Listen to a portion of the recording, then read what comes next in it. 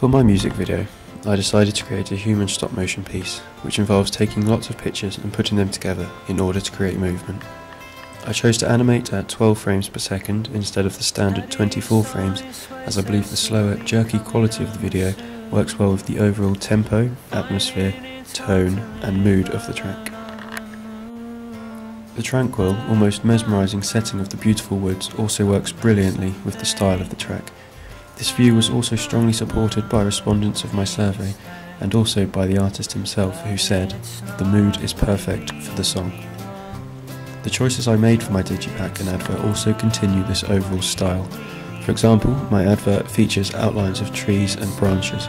My digipack, as well as having an image of the woods in which my stop motion took place, also carries on the nature theme. I created an outline of a hill and then added cutouts of birds, trees and a sun. This shows overall consistency throughout my entire project. I chose to represent the track and artist in this way, as I feel it complements the genre of music he creates perfectly. The song I used in particular is one which evokes thoughts and emotions, which is exactly what the girl in my music video is going through. This is an example of Andrew Goodwin's statement that there is a relationship between the music and the visuals. My human stop motion video, I feel, also challenges the usual forms and conventions of a music video. For example, in Andrew Goodwin's book, Dancing in the Distraction Family, he outlined some key codes and conventions which he believed featured in all music videos. My video breaks these believed conventions. For example, there is no inclusion of the artist whose track it is, showing there is no demand to feature close-ups of the main artist. My video would, however, agree with one of the 6 central genres outlined by Joe Gow, and that is the anti-performance piece, which is a video which do not contain performance of the song. I believe that this genre is relevant to my video as the artist is not included within this video. I believe it was very appropriate not to include the artist, as the narrative piece within my music video works better without. This particular genre helps to encourage sharing and likes on social media sites and video sites, as it tends to be an entertaining video and one which people will enjoy watching and wish to share with others. This is in contrast to a typical music video, which may simply be the artist playing along to the track. Furthermore, I feel that my music video is a hybrid of music video genres, according to the work of Diane Railton and Paul Watson in Music Video and the Politics of Representation. Firstly, I feel it falls into the arts music video category, as I aimed not to create a video depicting the real life of a band, nor did I set out to create one which shows a performance, i.e. a dance routine. My video does, however, appeal to the notions of art and aesthetics, particularly through my use of nature as a setting. Railton and Watson go on to say how this genre of music video is not concerned with capturing the skill and creativity of the artist, but instead how the video itself operates as a site of creative expression, which variously works as an aesthetic complement to the song or vies with it for the artistic consideration. The second genre in which I feel my music video will fall is narrative, even if only very implicit within my video. The genre, as the name suggests, and also outlined by Railton and Watson, is defined by the fact that it tells a story. The implicit story within my video, if not immediate apparent, becomes far clearer at the point in my video where the girl is sitting on the log and a misty, ghostly person appears next to them. This moment is pivotal to the story, as it shows that someone else was present throughout, even if just in spirit. The brilliant work of Michel Gondry inspired me massively for my video, particularly the way in which he creates artistic and innovative videos. I was particularly inspired by his work on Star Guitar by Chemical Brothers, and also fell in love with a Girl by the White Stripes, which featured a lot of great stop motion using Lego.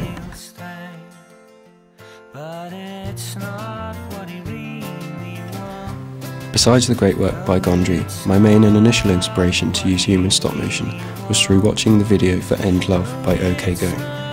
This features human stop motion, and I particularly like the way in which a low-level verisimilitude is present through the way in which the artists glide across the ground, something which I try to replicate for my music video. For my digipack, I chose to create an 8-panel package with 2 CD trays inside. It will also contain a booklet. The booklet itself contains all of the lyrics for the tracks on the album. I believe this helps to promote the songs even further, as fans can both learn the lyrics and even sing along. The front cover is consistent in carrying on the nature theme as it features birds, trees and the sun. The back cover, as well as continuing across the hill image, has the track listings and also lists what is on the DVD. I chose to include things on my DVD which will give the buyer something which they otherwise wouldn't get, for example, live performances and backstage footage.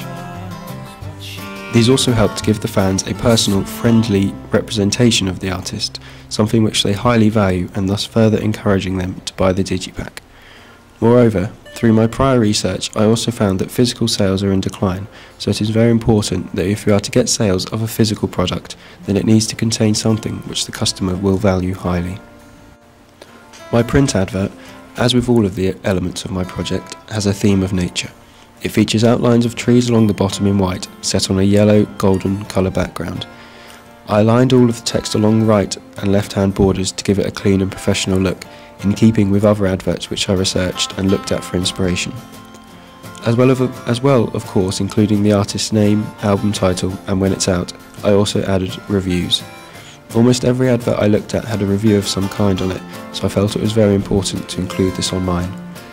These help to promote the digipack, as the reviews come from trusted sources, i.e. Q and BBC, so if somebody sees these they will be encouraged to buy the product. The colours I chose are consistent throughout my digipack and print advert.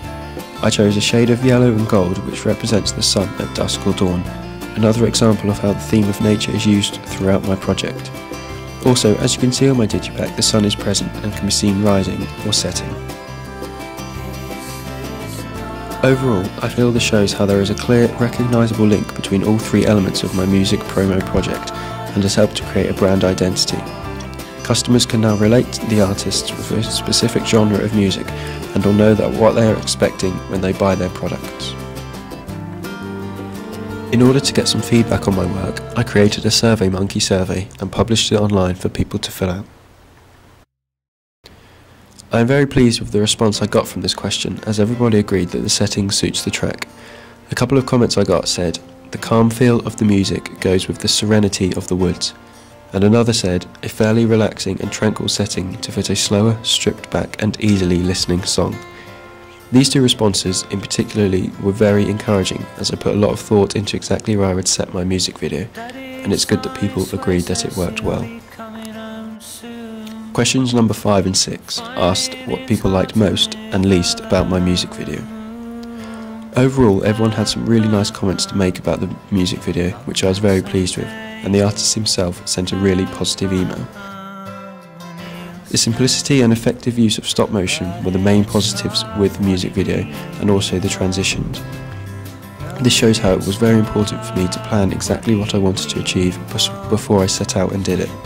For example, in terms of the transitions, they were something which I was keen to include, i.e. zooming in on something, then out onto something else. On the other hand, some not so positive comments I received was that I didn't include enough moments like the scarf piece. It was interesting to see that people really enjoyed that bit and would have liked to see more like it. Question number 7 asked the respondents if my music video reminds them of any others. I felt it was very important to ask this question, as I set out to create a video that, despite being inspired by others myself, would give the audience a unique, entertaining video. The majority of people answered no, which shows how I did achieve what I set out to. Questions 9 and 10 were very important, as they showed me how most people watch videos online on sites such as YouTube and Facebook. The main way in which my music video will increase traffic towards the artist will be through people sharing and liking it. The fact that 100% of people share music videos on sites is very promising, as it means the chances of my music video being shared are high. Furthermore, with the decline in physical sales from retailers, it is increasingly important for people to be able to watch, listen and share music and videos online for others to see, thus aiming to increase the artist's popularity. Throughout my project, I accessed various pieces of media technology in order to help me complete it. Firstly, during my planning process, I used YouTube to research professional music videos and in particular the work of Michel Gondry. In order to find an appropriate track to use for my music video, I used the copyright-free music website Jamendo which artists use to upload their music to and then share it.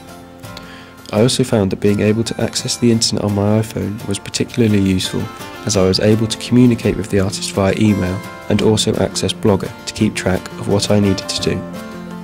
Lastly, in order to ensure my final project was successful, I did various induction projects such as a time-lapse and also a stop-motion piece. These helped me to get used to how the cameras worked, but more importantly, how to use and navigate around the editing software. In my case, I firstly experimented with Adobe Premiere, but then finally settled on Final Cut Pro on the Macs. I chose to use the Final Cut Pro program on the Macs because the processes were quicker and overall I preferred the workspace. These sorts of programs were what I would expect to find while studying at university, and particularly the course that I would like to do. This is why I further enjoyed using the Macs, as it would give me experience that I needed for the future. After producing my music video, I uploaded it to YouTube and also shared it with the artist. I received a great email from him in response. However, he commented on the quality of the track. Because of this, I then went back to edit and firstly changed the quality of the track from an MP3 to a higher quality WAV file, and also changed the actual track itself to a shorter version of the original. This second track worked better as it contained all of the key elements of the track, but more within the time frame of my video. For the final evaluation of my project, I used SurveyMonkey to collect the responses of my survey, YouTube to download the clips of various videos I wanted to use for examples, Blogger to access all of my previous work, and then finally Adobe Premiere, which I used to construct this evaluation. Overall, I felt that the thing I valued most, and which I found most useful, was Blogger. This helped me to keep up to date with all of my work and remind myself of what needed doing. It was also very important that I was able to use Blogger on my iPhone, as this meant I could access Blogger when I wanted to, either at home or within college. Because what we want is lost.